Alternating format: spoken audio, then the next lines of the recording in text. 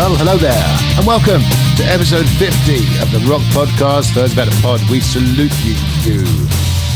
In this episode, we've reached the letter G in the A to Z of rock. There's the latest news, new rock on the block, and the usual features. So here he is, my partner in podcasting for the last 49 episodes, and hopefully many more. Here he is. It's Brian. Well, hello, Matthew. How are you doing? I'm okay. I'm a bit jaded, actually, if I'm honest. So last week, or this previous weekend, this last weekend gone, I was at the inaugural Made of Stone Festival. And consequently, I'm feeling a little bit battered today. And how was it? It was great. It was great. It was good. It was good. It was a really, really well organised festival in the same park as good old Rambling Man, but it was very different actually. 3 stages, in fact. One at each end of the arena, and then a rising stage called the Maiden Stage for new rock acts. And it was good. It was really well organised. Timings were nicely staggered, so you didn't sort of run into. We don't kind of overlap too much in terms of watching acts. But it was good. Yeah, it was really good.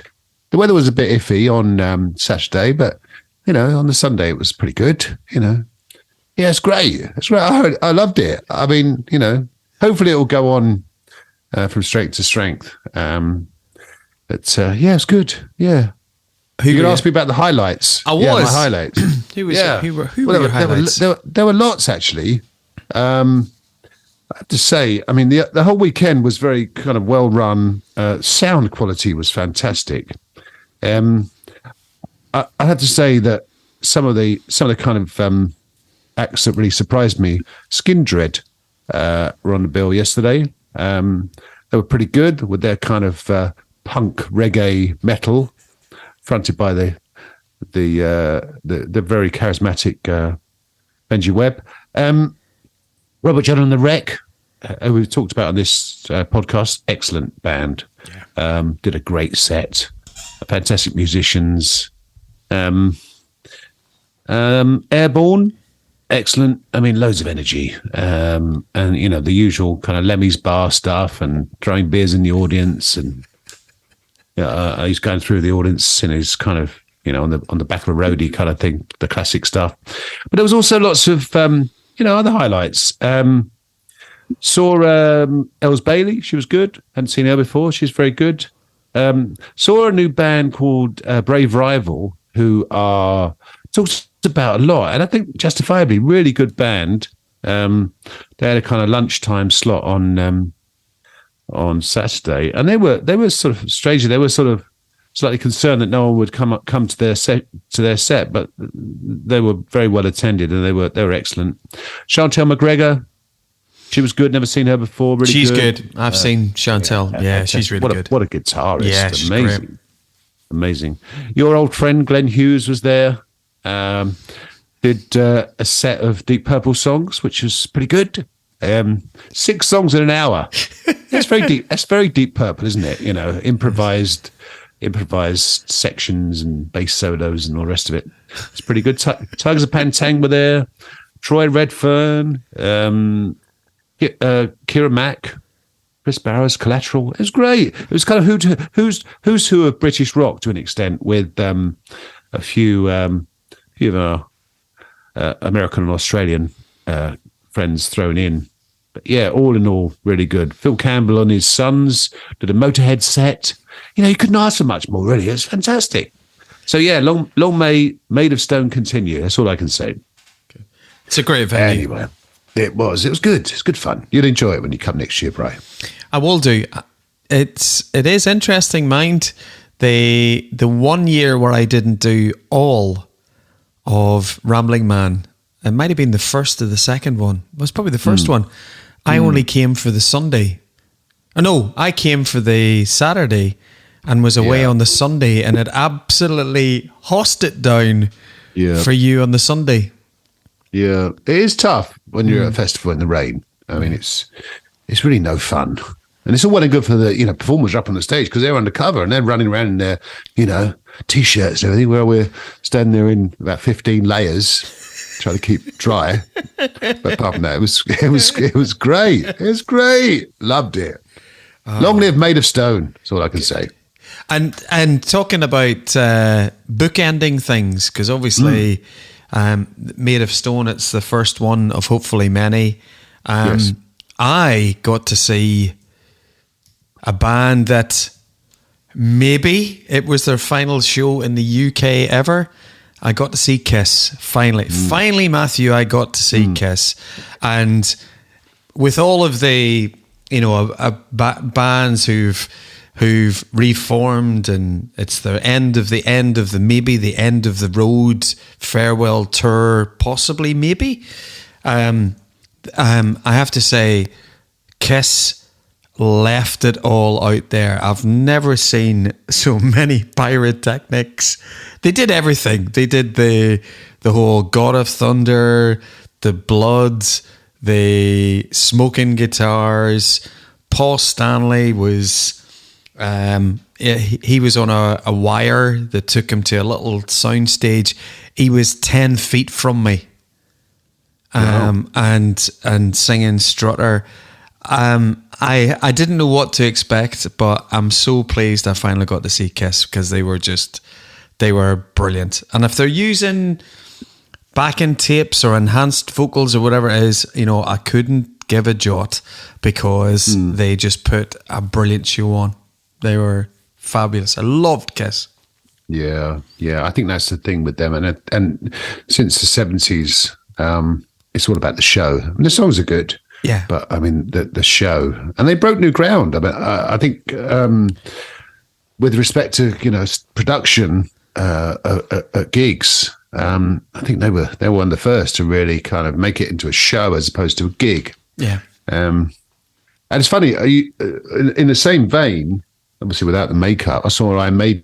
I know you saw them a couple of weeks ago. I saw them. And one thing that struck me about them was that it's a show. Yes. It's not a gig. It used to be like, 5 of them and the rest of it.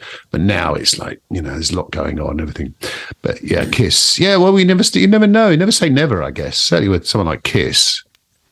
I mean, I was reading an interview with, I think it was Klaus Meyer of the Scorpions, maybe Rudolf Schenker, and they were saying, "Yeah, I'm not sure why we even bothered with the whole retirement thing because we're still going strong nearly 20 years later." So you never, as you say, you never know. You never know, really.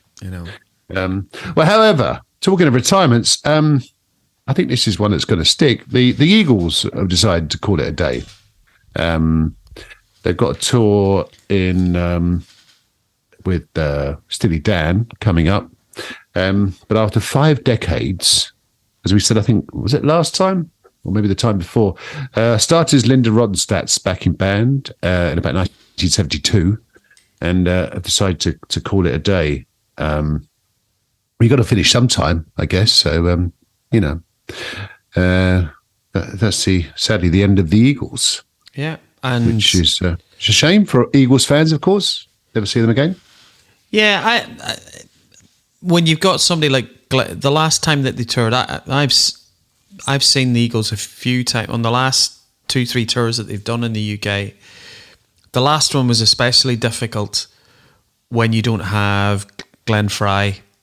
And Glenn Frey, for anybody who's watched the history of the Eagles documentary, which is a must view, it's warts and all. It's brilliant. It is. I love that documentary. You can see that the creative force of the Eagles is Glenn Frey and Don Henley, but I think Glenn Frey says it himself. When you have a team, there's only one quarterback, and I think through time everybody's appreciated what Glenn Frey did for the Eagles, particularly when they came back in the mid-90s. So he always was the leader of the band, and it was, I think to go out as they are doing now, celebrating 50 years or whatever, is the right time to do it. As you said many times, a magnificent legacy of course of classic songs. However, we go from a band retiring to a band that's making a comeback. Creed. We talked about Creed once or twice. Oh, I really liked one of those classic kind of late 90s, early 2000s bands. They're returning, doing their first show since 2012, and they're doing the Summer of 99 cruise, April next year. In fact, it straddles, just saying, Brian, just put it out there, it straddles my birthday. I'm just going to say that, just in case you want to kind of, think about that as as your birthday present for you. Exactly. Oh, yeah, there you go. Right, okay. But they're doing the Summer of 99 cruise, which will be good if you're going on it. Departing from Miami and heading to Nassau in the Bahamas. Sounds lovely. With Buck Cherry and Three Doors Down and the Verve Pipe. I remember them. And so on. Lots of kind of late 90s, predominantly American acts. The Verve Pipe were featured quite heavily on the soundtrack for Rockstar. Is that right? They were indeed. They were indeed. And I think on the bill as well too for that cruise is a great band, which I think we have featured as a hidden gem, was Tonic. Yep. Tonic are on the bill. That'd be a great bill. Yeah, maybe we should save up and try and stow away on the cruise ship, right? Cash in our Green Shield stamps. Exactly. You never know. So, but that'd be good. Maybe some new material from Creed. However, I'm not sure they need the money. I mean, I was reading today. I mean, they were huge. Those that remember Creed in the late 90s, they were huge. They sold 28 million records just in the States alone. Really? 53 million. Yeah, 53 million albums worldwide. So, they're not really necessarily in it for the money. I guess the Alterbridge fans might be a little bit disgruntled that the three quarters of Alterbridge are sort of taking a step back in time, as it were. But I think they're also busy, aren't they? They can kind of juggle multiple projects these days. They when they talk about band cycles. So usually what will happen is Creed will get back together, which means they'll do a summer. They'll do the cruise. Maybe they might come over to Europe and do a couple of festivals. You could see them doing Rock AM, Ring, possibly a download. I could only see them doing download. But that then frees Miles to go and work with Slash. Yeah. So it kind of all, Yeah. It all sort of intertwines, isn't it? Very nicely. It is.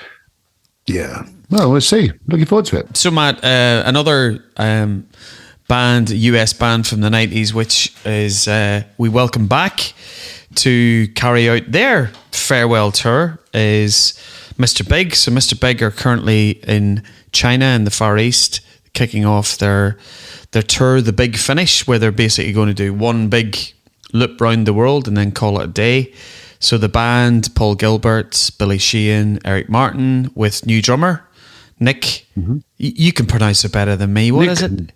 Nick DeVigilio. Thanks, Matt.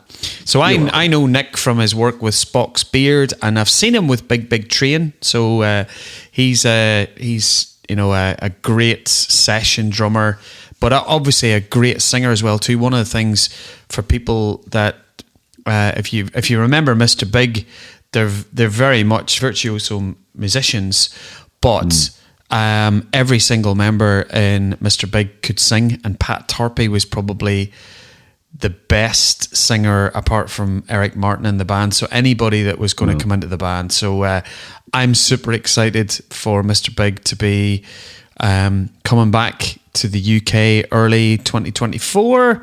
Hopefully it won't just be a let's go to Shepherd's Bush and play one show in London or a gig in Download. Hopefully it'll be a decent tour to bookend a fabulous career for Mr. Big. Yeah, well, fingers crossed. But as you say, there's always the potential that they might, as you were saying with Creed, they might hit some of the European festivals, and Shepherd's Bush, which would be fine by me because I can get the tube there. Where were we? So, in other news, I thought of you actually when I saw this piece of news recently.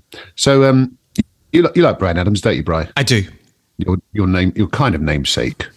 Well, he was doing a gig in the US. You probably saw this story, and he got rudely interrupted while he was playing.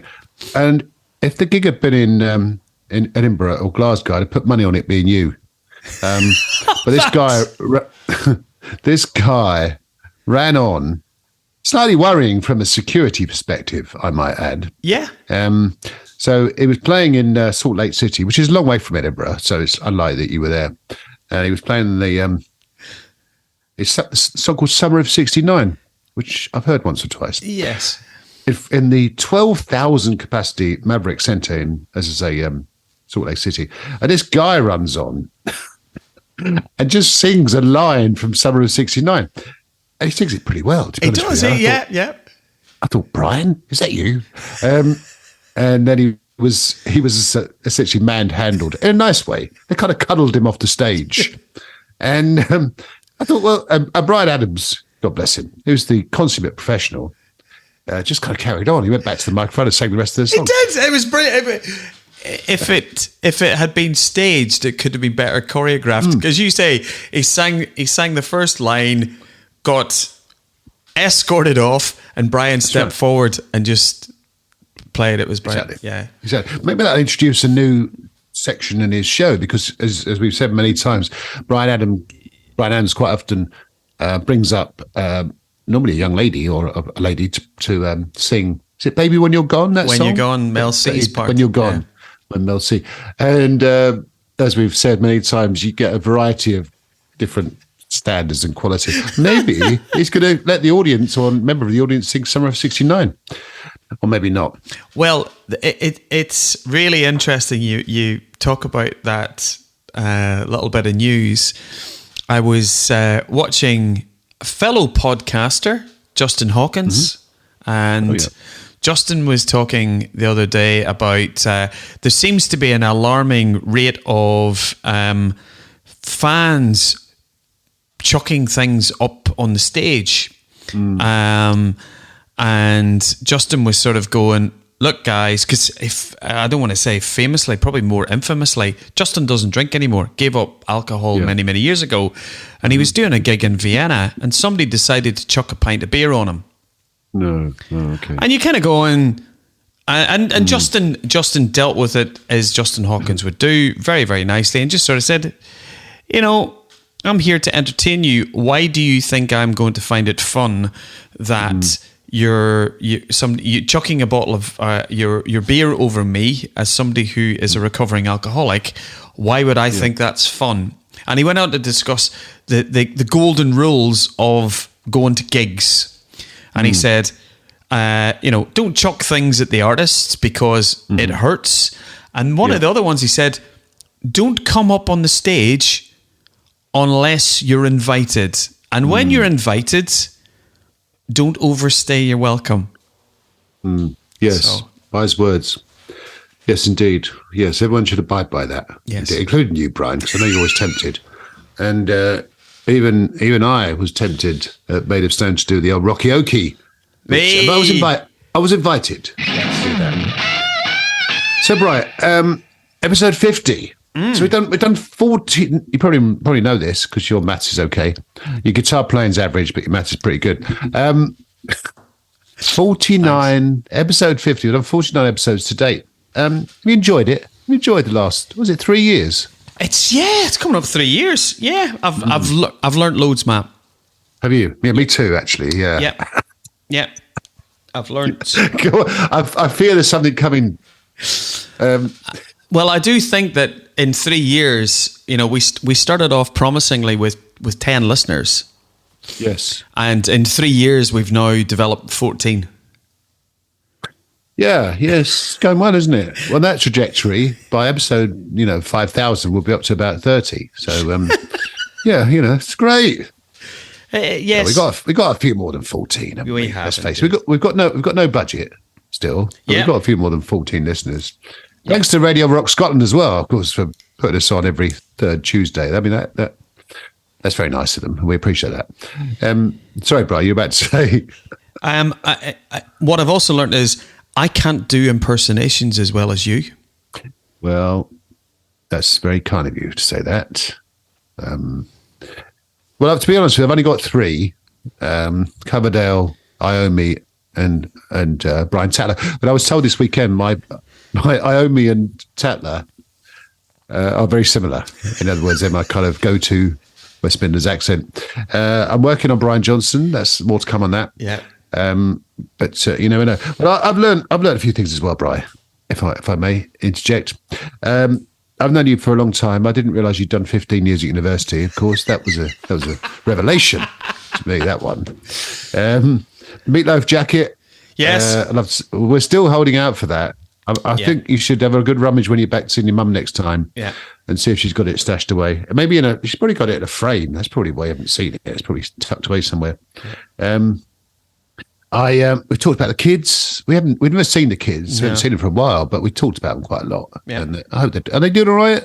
By the way, have you spoken to them lately? Kids are off. Kids are off. They're on their they're all working at the moment. They're on work experience at McDonald's. Kids want to rock there, don't they? Yeah. The kids are all right. Kids are all right.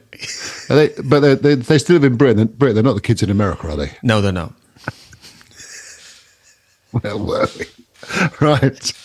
Anything else before we move on? I have to say the episode. If I had to choose an episode, Matt, which is my favourite episode that we've done, was our episode 8, where we discussed our perfect festival lineup.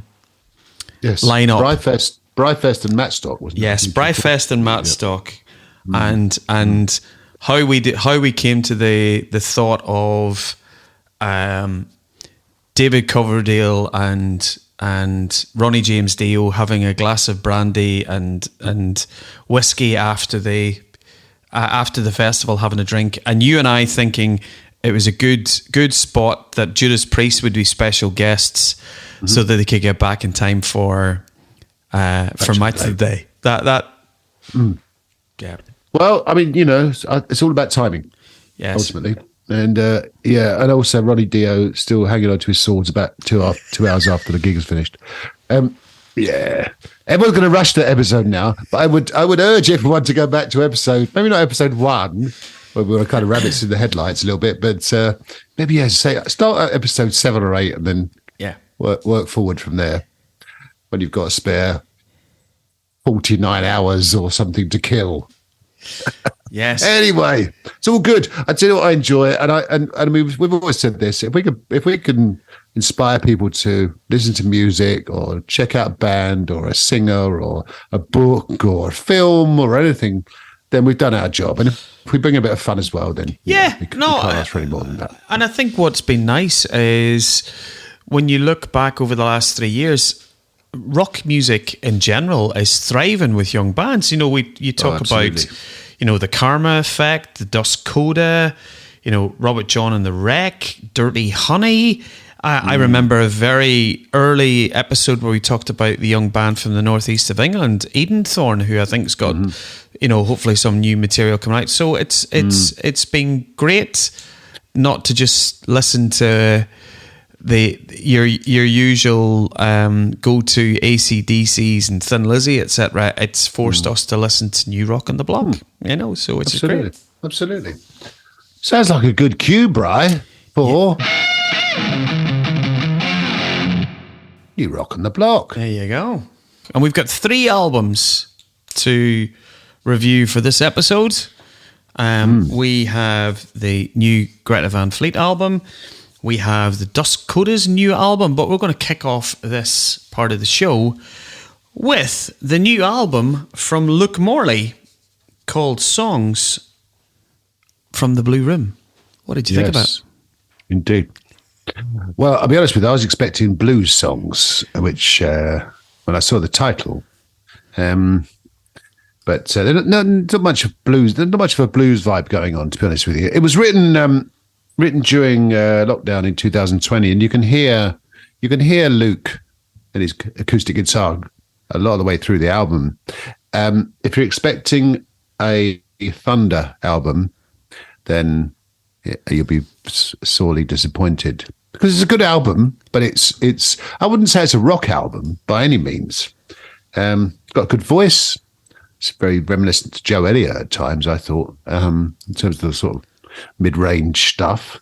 But an interesting mix of songs and styles. And as I was listening to it, I was scribbling down all sorts of different kind of, I suppose, influences you can hear coming through. My favourite song on the album is a song called Killed by Cobain, which documents famously Thunder's aborted first trip to the US back in the early 90s, when all of a sudden Kurt Cobain, the subject of the song, basically took the world by storm with Smells Like Teen Spirit, and then the whole grunge thing kind of erupted, and that was kind of the end of Thunder's American adventure. So that's a clever song. Good production. It's very kind of stripped back, isn't it? Almost folky in places. Very much. Just kind of quite Americana type feel to it. Yeah. Yeah, indeed. What did you think, Brian? It's very introspective as an album. You know, I think you paint the picture well of, you can see Luke sitting around the campfire with his acoustic guitar, singing about what's going on in the world, and what, you know, as you say, what could have happened if grunge didn't hit. Or it's a very eclectic album. It's a true solo album, because he plays every single instrument on the album apart from the drums. So that's right. He plays everything. So, you know, there's a couple of tracks on it where it's got nice piano, harmonica. So you can tell it's probably been a bit of a labour of love for him. He's had plenty of time to pull it together. The American influences, I was hearing, you know, it's that sort of early mid-70s Badfinger America bread. And thinking about sort of in the songwriting, as you say, songwriting's from Luke is top notch. You know, when you look at his output over the last 2-3 years, to, you know, from a Thunder's perspective, to put out, you know, All the Right Noises, Dopamine. I think one, or if not both of those albums, are double albums, you know, or at least the content of them. We're looking at 14, 15 songs plus per album. And then he's able to put together this album. He's a very prolific songwriter. I just feel, I would describe Luke as a latter-day Pete Townsend. Great songwriter, great producer, brilliant guitarist, obviously multi-instrumentalist. But some of the songs are just crying out for either Pete's shoulder, you know, his former partner in the Union, which I think this is where this, if you listen to the Union's albums, it's a lot more folkier, Faces, got that feel to it, rather than Thunder. Thunder, you know, are just Meat and Two Veg classic rock band. And I was just, there was some of the songs I love the last track on the album. It's, oh my goodness, you know,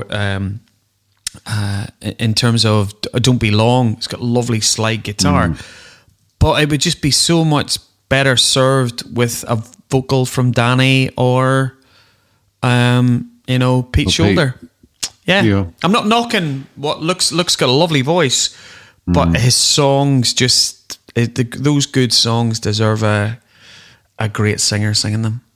Yeah. No, I would agree. I liked your analogy with Pete Townsend. It's a good one. But yeah, Bowman's have a listen. It's I may have coined the expression Sunday morning rock on the last podcast. Or I may have not.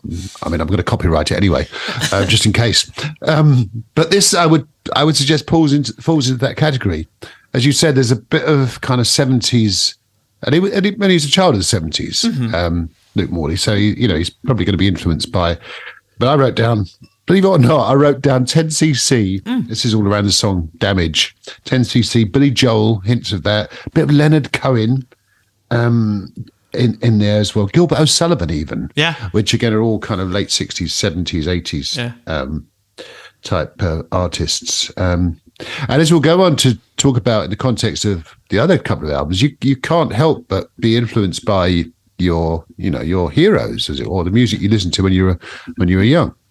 But yeah, go and have a listen to Songs from the Blue Room by Luke Morley. It's been out a few weeks, but it's well worth checking out. Absolutely. Good album. Yeah. So that takes us to the new album by the Dust Coda.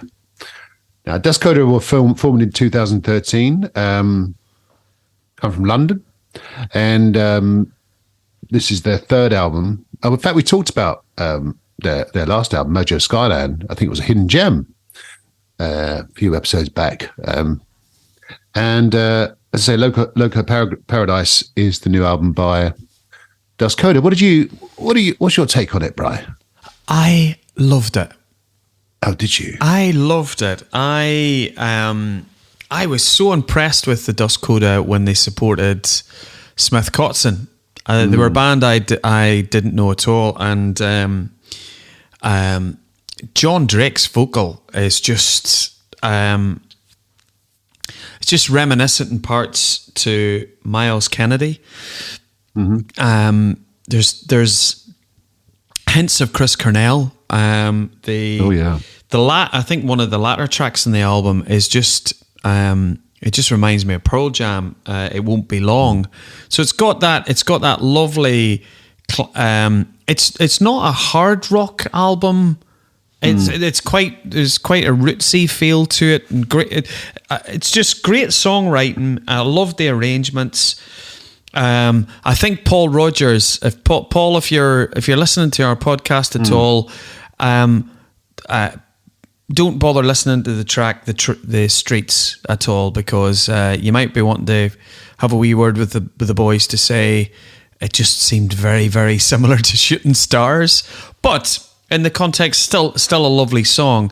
If I had one gripe with the album, Matt, I thought the production of the drums and the bass, it felt that the drums weren't really pushing through.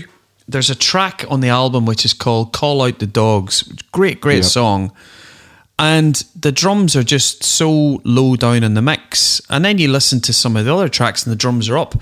So to me, when you've got a 4-piece band playing as good songs and great arrangements, I just would have had the drums a little bit higher in the mix just to drive the songs a little bit forward. But that's probably a personal preference from me, Matt, around where I like to hear drums. Yeah. What do you think about it? Oh, I'm with you. I thought it was an excellent album. Certainly one of my favourite albums of this year. And I mean, you're right. I mean, they're a very, very classy act.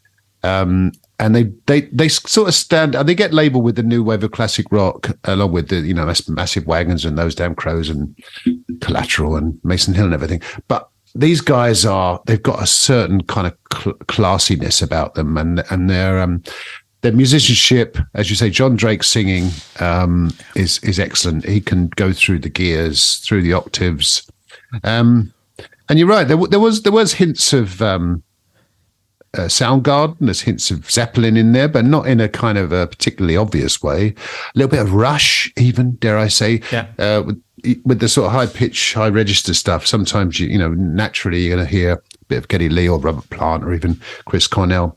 My favourite song on the album is a song called. There's so many good songs on the album. I like The Streets. I hadn't heard that kind of Shooting Star. I'm going to listen to it now and maybe I'll hear it. I really like the song "Come the Night," which is dedicated to the late Taylor Hawkins, which is quite nicely done. It's a good song. "Road to Hell" and "Call Out the Dogs." You mentioned "Call Out the Dogs." They really rock along. Yeah. If you want a really good sort of album opener, "Road to Hell." And then you got a couple of nice ballads. "Fair Weather Love," and and then Lovesick is a bit more sort of, upbeat love song. But all in all, to say, I mean, certainly, one of my albums of the year by some distance. Yeah. And worth the wait. Let's say been going 10 years, third album. And check it out. It's doing well in the charts as well, which is good. It's good to see. And let's hope they kind of takes them to a next level in terms of headlining decent venues and going from strength to strength. Loco Paradise by the Dust Coda. Go and check it out. Excellent album. So the final album of our trio for New Rock on the Block, Matthew, is the new album from Greta Van Fleet, Starcatcher. Yes, indeed. I'll be interested to hear what you think of this one. Well, I really wanted to like it. And I do like it. I think the thing with Greta Van Fleet, I mean, the average age of 25, just phenomenal. The quality of playing and obviously singing. Josh Kiska's vocals are just off the range. But as I was listening to it, I was thinking, they can't help but write sort of big epics packed with symbolism. But also they just can't help to sort of step into the sort of Led Zeppelin kind of shadow, as it were. I thought they'd sort of left it behind with their last album, The Battle for Heaven's Gate, which I really enjoyed. I think I said on this that it's one of my favourite albums of 2021.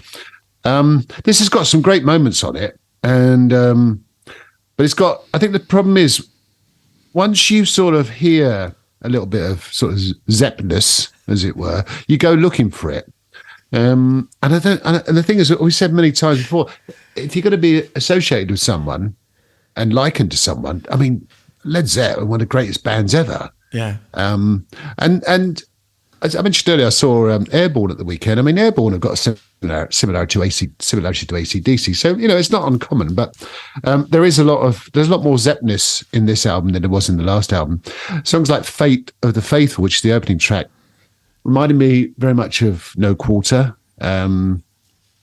Sacred the Thread has got that, almost that When the Levee Breaks drum pattern at the beginning.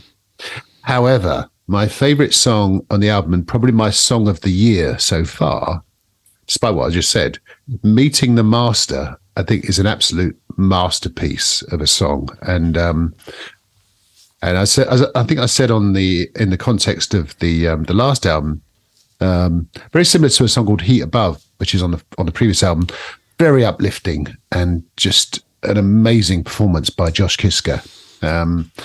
So, I think it's another album you can immerse yourself in and enjoy it. Try to put aside the Zeppisms, as it were, because it's difficult to do that. But once you put that to one side, it's the quality of the performing and the songs, albeit packed with symbolism, is it's very, very good. I mean, it's amazing to think that these guys are just very youngsters and they're putting this stuff out. I've said a lot, Bri, but I think that's enough. Back to you, my friend. I feel as if you've just read my notes. I felt, but that's good. My sense of listening to the album, I'd forgotten the Zeppelinism on the second album, and and it's just when you listen to it's just they're bringing those influences back in, and you're kind of going, guys, you don't need to do that. But bearing in mind that there was elements of the vocal and the performances where they were still being a little bit more progressive, and I was hearing, sort of I was hearing more Geddy Lee in the vocal, yep, and Rick Emmett from Triumph, and even sort of quite Traffic, sort of very progressive Supertramp, Barclay James Harvest. There was elements of it where it was, but you were just signposted to When the Levee Breaks, as you say, to Sacred the Thread. Yeah. And I couldn't agree with you more that the standout track on the album is meeting the master. It's just epic. You know, we're in that. You know, I wrote down a note of going to California, and then I thought, no. You're more in the range of, babe, I'm going to leave you. Yeah. It's just so spacious, and you've got. I think you've got to give credit to Dave Cobb, and I would be really interested because Dave Cobb has produced the likes of Rival Sons, and there was parts of the album where I'm thinking, this is what Rival Sons. There was some similarities in terms of where Rival Sons could have gone that Zeppelin route, but they've gone different. They've gone that more. Their new album's gone a little bit more fuzz rock. Yeah. So it'll be another grower, Matt. It'll be one I think I'll listen to, but a little bit of a step back from the second album, which is a little bit of a shame. But who knows? You know, in a couple of years, I might think it's their masterpiece.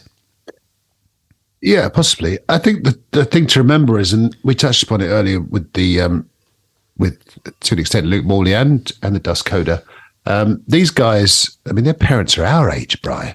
So you know they've been kind of almost indoctrinated to a lot of the bands you mentioned, and there's a hint of Crosby, Stills and Nash in there, and as you say, you know, all kinds of sort of classic rock 60s, 70s bands, and it just gets in your, you know, by osmosis, it kind of gets in your DNA, doesn't it? So, you know, you can't help but sort of think, well, yeah, understandably, they're going to be the three brothers, the Kiska brothers.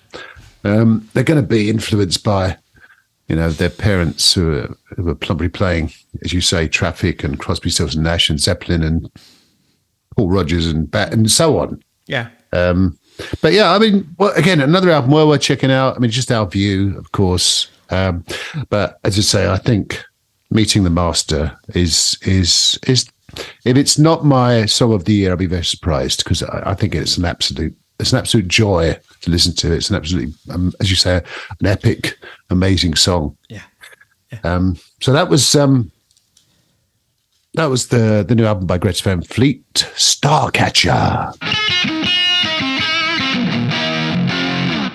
So, Matt, for Unsung Hero this episode, I thought I knew everything about Thin Lizzy. And I thought so too. Exactly. And as you said in episode 2, when I got to the 76 CD box set of the Rock Legends piece, you know, I had everything. I learnt this week that the gentleman in question, who will be my unsung hero for this episode, was actually asked to join Thin Lizzy.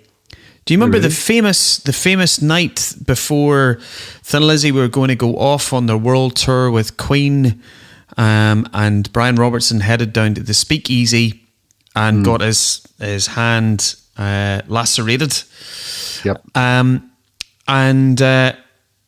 Brian Robertson didn't do the tour, and Gary Moore did it. This gentleman, Mr. Pat Travers, was quite friendly with the band, and he had been asked, he went and jammed with the band, and he could have played instead of Gary Moore on that tour with Queen. And it got me thinking, there's somebody that we don't talk about very much on the show, is Mr. Pat Travers. So, and I just thought, wow, you know, I've seen Pat Travers. You know, Pat's well known for his bar drinking anthem of snorting whiskey. But I just wanted to call out a couple of albums. Maybe we stick a couple of tracks on the playlist. But his go-to album is Crash and Burn, which is 1980. Yep. And Pat always had around him amazing musicians. So if you think of the band that played on the Crash and Burn album, he had Tommy Aldridge on drums. He had Pat Thrall, who's an amazing guitar player who played with Glenn Hughes and Meatloaf, and Mars Cowling on bass. Now that was a cracking 4-piece. They recorded Crash and Burn, which has got Snorting Whiskey. It's got a great version of Born Under a Bad Sign. But I would go back to 1979 and his live album, which is recorded with the same band, and you can hear Tommy Aldridge on it as well. Tommy's drumming's amazing. It's the Pat Travers Band live. Go for what you know. Put whatever tracks you want on. Boom Boom, Out Go the Lights is probably one of his big live favourites. But I just wanted to shout out Pat Travers. So many great musicians that have played in Pat's band. Even Nico McBrain. That's right. Nico was in the Pat Travers Band. Carmine Peace. We've mentioned Tommy Aldridge. He's had some really, really top-notch musicians go through the Pat Travers Band. So my unsung hero for this episode, Matt, is Mr. Pat Travers. So, Brian. Yep. Do you remember the A to Z of rock? I do indeed. Well, we have made it in our merry dance through the alphabet to the letter G. Oh, we're so close to K, aren't we? Yay. Okay. Well, for Kiss. You already talked about Kiss. You're obsessed with Kiss now. God, you change your favourite band like the wind, don't you? Thin Lizzy, Kiss. Okay. Where were we? Yes, we're already at G. Yes. And where would you like to start?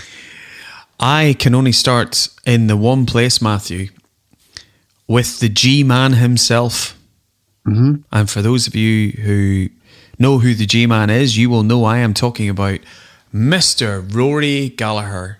For many, wouldn't it be lovely, Matt, if you had this phrase attached to you when Jimi Hendrix walks up, when Jimi Hendrix is asked by a journalist, "So, Jimmy, yes, who is the greatest guitar player in the world?" And it says, "Don't ask me, ask Rory Gallagher." Yeah. That is drop the mic, leave the building. I know that's quite amazing, really, isn't it? When you think about it, yeah. The great Jimi Hendrix would say that about the great Rory Gallagher. Absolutely. Yeah, exactly. So Rory, for many, so many guitarists are influenced by Rory. Brian May's probably, if you think of, and I know you put it up on our Facebook page, with it being Brian May's birthday recently, and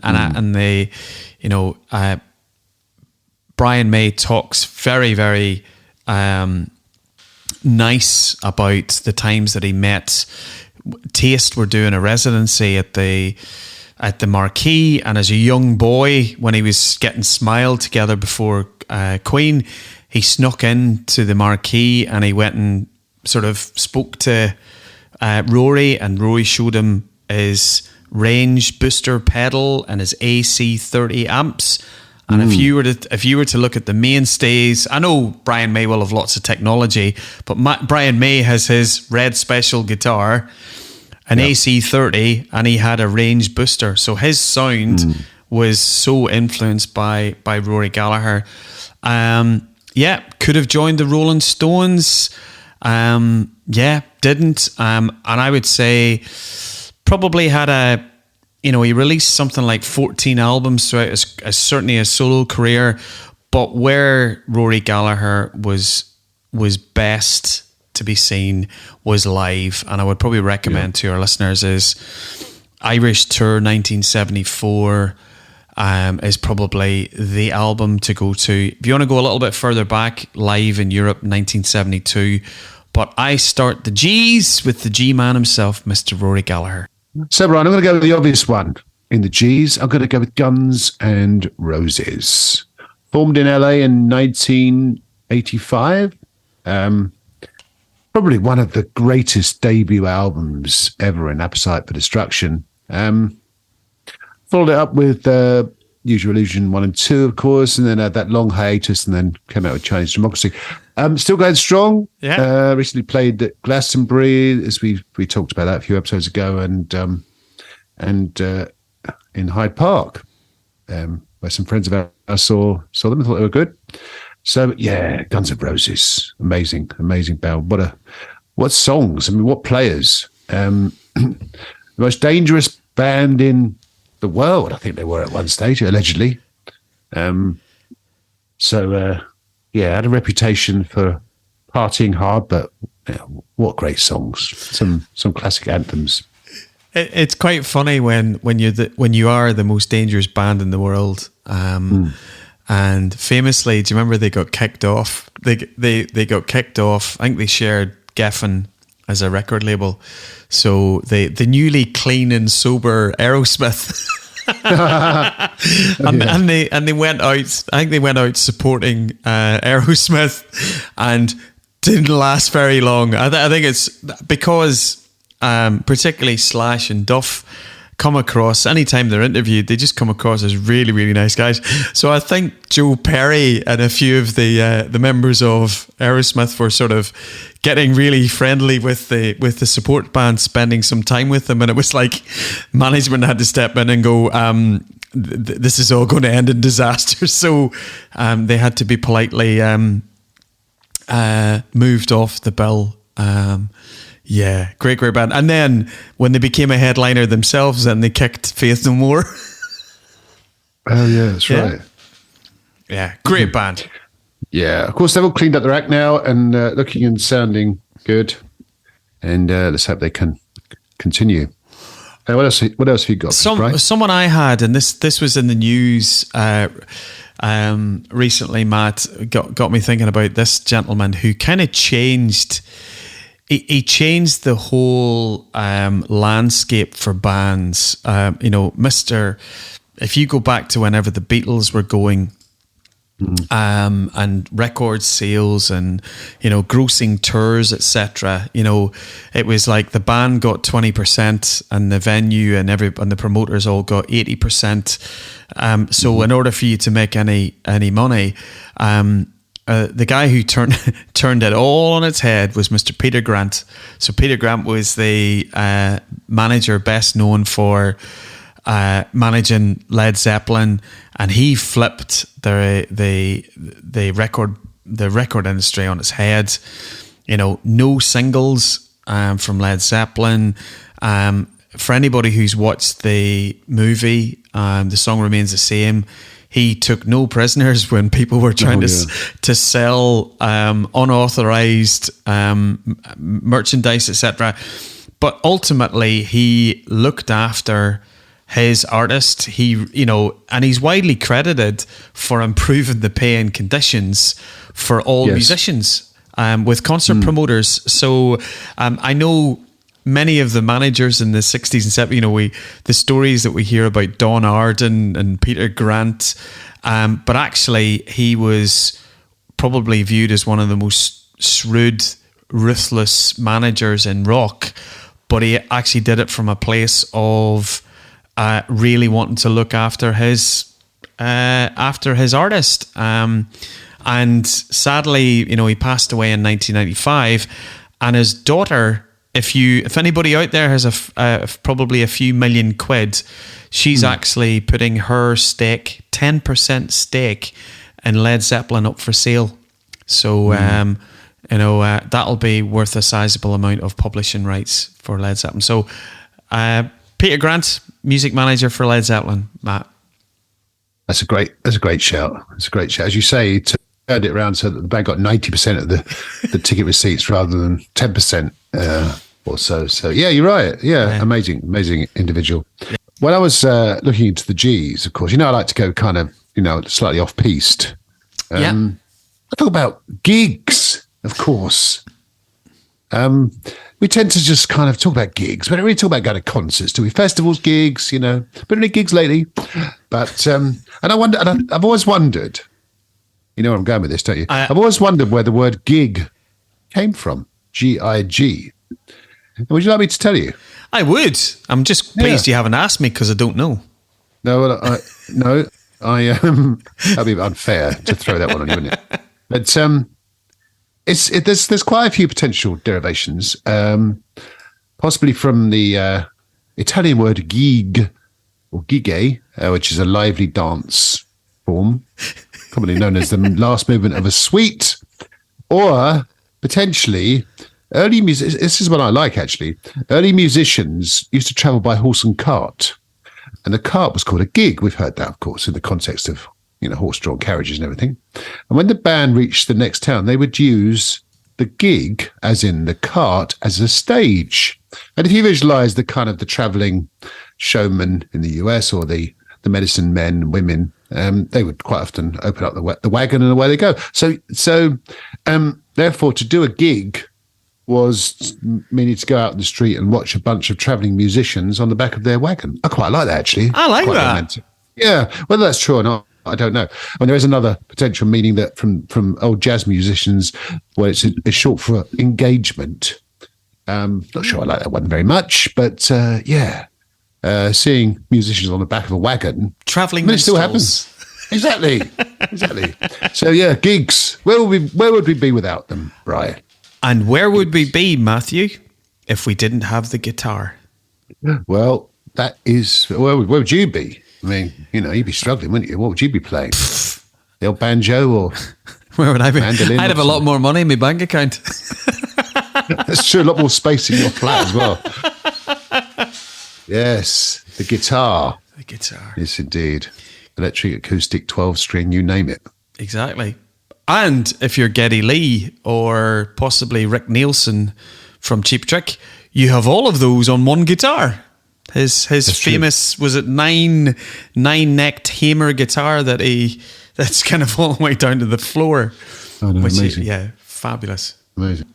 So another G for me is a great jam band called Government Mule. So Government Mule, it's essentially a side project by a guitarist called Warren Haynes. Warren Haynes was in the Allman Brothers. So Government Mule's kind of like a jam, southern rock jam band. And they play, oh my goodness, they formed in 1995, but they mainly get together famously around New Year, sort of for New Year's Eve gigs, a bit like, in the UK where we've got the Jules Holland Hootenanny. What Warren does is Warren gets together with his friends and he'll do a night of, he'll play a night of Free, or he'll play a night of, Cream. But what he did maybe about 4 or 5 years ago, he invited Miles Kennedy, and after midnight, Miles basically played with Government Mule, and they did a set of AC/DC stuff. So Warren is just, and they've always had roving bass players. So people like Roger Glover, everybody wants to sit in with Government Mule because you'll just play anything. So I'll pick some tracks, Matt. Government Mule, a great band, and they do some great covers. They actually have recorded a version of Dark Side of the Moon, which they call Dark Side of the Mule. And really? Dark Side of the Mule, and it's quite it's all respectful. It's all done in a very, you can imagine, southern rock, really nice groove. But Warren's an amazing guitar player, great singer as well too. So Government Mule is one of my G's. That's a good shout. Very good shout, actually. Very good. Well, I couldn't leave the G's without mentioning Green Day, one of my modern-ish favourite, although they've been going since the 90s, of course, not like modern anymore. One of my favourite albums is American Idiot, and one of my favourite live albums is Bullet in the Bible by Green Day. Fantastic live. Amazing drummer in Trey Cool, good musicians all around, Mike Dirnt and Billy Joe Armstrong. We couldn't leave off Green Day. Again, hugely influential. Without Green Day, there'd be no Busted or McFly, or even Blink-182 maybe. Who knows? They're a lot to answer for then, Matt. If they're absolutely. So I've got some notable mentions for me. Yes. Some bands which we should mention. Some we've talked about in the show so far. I'd like to give a shout out to Giant. We've talked about Giant in the past. Dan Huff, probably one of the greatest lead guitar vocalists, all meshed into one. Giant. You and I are both big, massive fans of Giant. The Georgia Satellites, which probably goes down as one of the most loudest bands that I've ever seen in a small venue. They played like it was the back of a club. And they basically came in with the PA for the London Astoria. It's like, really? The windows are just, oh my goodness. But always put on a great show. The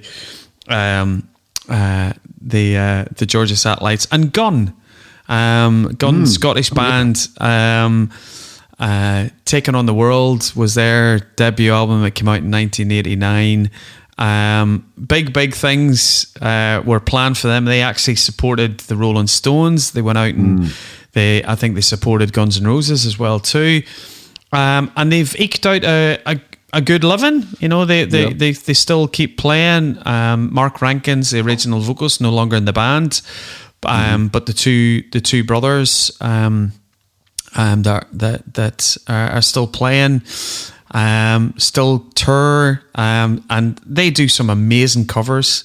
Obviously Word Up, the cameo cover is brilliant, and they did a fabulous version of Hot Chocolate's Everyone's a Winner. That's right. Which I loved. So get a shout out to Gun from Scotland. Great band. Very good. Well, talking of gigs, finally, we can't not mention Ian Gillan, the great Ian Gillan from Deep Purple, and Gillan, of course, Genesis. We haven't mentioned them. One of your favourites in the prog genre. Girls' School. Now, Girls' School was supposed to be my first ever gig back in 1980 in Norwich, but it was Iron Maiden in Norwich about 6 months later. But me and my friend Dave Bennett, we got the train to, we were young, we were about 14, 15 at the time, got the train to Norwich, and one of those gigs that didn't start till about 10 o'clock at night. So Girls' School was just about to come on, and we had to run away and get the train because we had school the next day. Otherwise, Girls' School, but still going strong. Formed in 1978, still going strong. Yeah. Saw him recently with Saxon and Diamond Head, and still put on a great show. Race Under Pressure, Games Without Frontiers, The Garden by Rush. Too many to mention in the letter G. That was it. Next time, H. Yay! Yay! Hidden Gems Eyes. Thanks, Lola. Very good as always. What you got for us, Bri? So, Matt, the hidden gem that I have for this episode is from an Irish band called Aslan. Aslan released their debut album in 1988. It's called Feel No Shame. And I suppose in the 1980s, any new band that came out of Ireland was always pigeonholed as, are they going to be the next U2? Who's going to be the next U2, or who's going to be the next Thin Lizzy? And Aslan were put into that category very quickly. Their debut album, Feel No Shame, went to number 1 in Ireland, and by August of this very same year, they split up. So they shone bright and burnt out very quickly. In 1993, however, they got back together for a charity gig, released a single called Crazy World, which is a fabulous song. And they've sort of kept together, playing mainly in Ireland. They'll come over to the UK. There's some brilliant songs that we'll put on the playlist. Obviously, they were led by the charismatic singer Christy Dignam. Christy had his own demons. He suffered heroin addiction, which was probably one of the contributing factors for the band splitting up in 1988. Christy actually sadly passed away on the 13th of June this year. He'd been struggling for quite some time, and really just an opportunity, Matt, to call out this classic album as a hidden gem. Great album. And when Christy passed away, singers like Bono, the Irish music community came out and, you know, paid some heartfelt tributes to Christy. Who knows? Aslan may continue, but we'll put some tracks on from Aslan's debut album, Feel No Shame. That's my hidden gem for this episode. Very good. Very good. Well, I'm going to come a bit more up to date with my hidden gem. So I mentioned at the weekend, saw a variety of fantastic bands, and one of them was Brave Rival. Now, Brave Rival are, I think, one of those bands that's going to go on an upwards trajectory. And they are from Portsmouth in the UK. Got a really good guitar, great double female singers in Chloe Josephine and Lindsay Bondnick, and excellent guitarist in Ed Clark. Very similar in a way to Buck and Evans. Got that kind of Chris Buck feel about him as a player. So my hidden gem for this episode is Brave Rival's 2022 album, Life's Machine.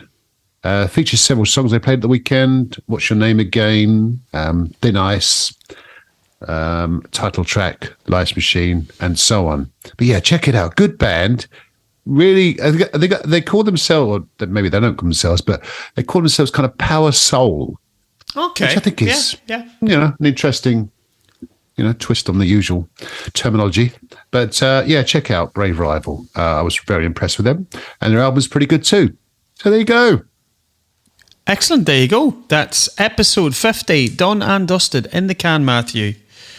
And next time I will see you will be up a hill in Wales. Up the old mountain, Steelhouse Festival. We will, which is a great lineup this year. Some fabulous bands I'm looking forward to seeing. Elegant. Absolutely. Weapons. I think the Karma Effect are there as well. Mm-hmm. Yeah. Should be good. My new favourite band. Yeah, absolutely. Yes, indeed. We look forward to it. I shall see you then. But for now, thanks very much for listening, everyone. Thank you for listening to the last 49 and now episode 50. We genuinely appreciate it. And keep listening. Tell your friends. Tell your family. Tell complete strangers. And we'll see you on Spotify. We're on Audible, Bri. Who knew? We are. Yeah. Spotify, Apple Podcasts. We're also on Scotland Rocks Radio, of course. So check them out. Excellent radio station. We'll see you next time for episode 51. Bye, everyone. Bye. That's About a Pod. We Salute You is a Maley Rogers production.